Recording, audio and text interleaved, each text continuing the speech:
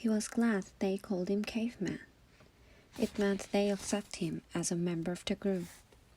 He would have been glad even if they called him Buffback. It was really quite remarkable to him. At school, bullies like Derek Dune used to pick on him. Yet Derek Dune would be scared senseless by any of the boys here. As he dug his hole, Stanley thought about what it would be like if Derek Dune had to fight Armpit or Squid. Derek wouldn't stand a chance. He imagined what it would be like if he became good friends with all of them, and then, for some reason, they all went with him to the school, and then Derek Dune tried to steal his notebook. "Just what do you think you are doing?" asked Squid as he slammed his hands into Derek Dune's smug face.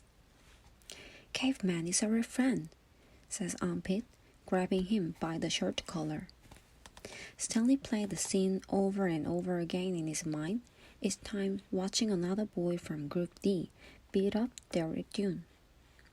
It helped him dig a hole and ease his own suffering. Whatever pain he felt was being felt 10 times worse than Derek.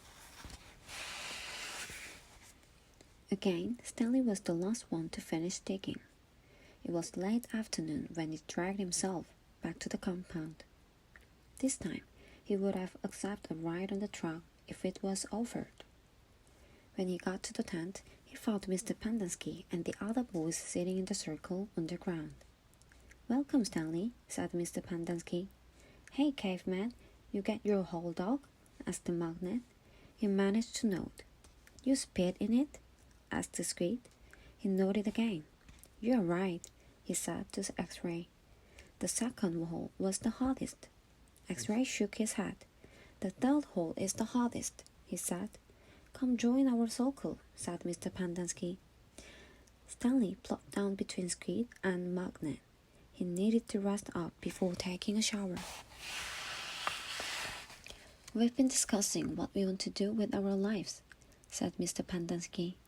"We are not going to be at Camp Creel Lake forever. We need to prepare for the day we leave here and join the rest of society." "Hey, that's great, Mom," said Magnet. "They're going to finally let you out of here?" The other boys laughed. "Okay, Jose," said Mr. Pendersky. "What do you want to do with your life?" "I don't know," said Magnet. "You need to think about that," said Mr. Pendersky. "It's important to have goals. Otherwise, you are going to end up right back in jail. What do you like to do?"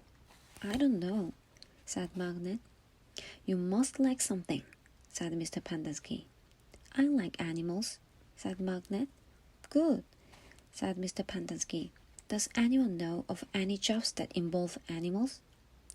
"Veterinarian," said Armpit. "That's right," said Mr. Pendersky. "He could work in a zoo," said Zigzag. "He belongs in the zoo," said Squid. Then he and X-Ray laughed. "How about you, Stanley? Any ideas for Jose?" Stanley sighed. "Animal trainer," he said. "Like for the circus or movies or something like that." "Any of those jobs sound good to you, Jose?" asked Mr. Pendersky. "Yeah, I like what Caveman said about training animals for movies. I think it would be fun to train monkeys."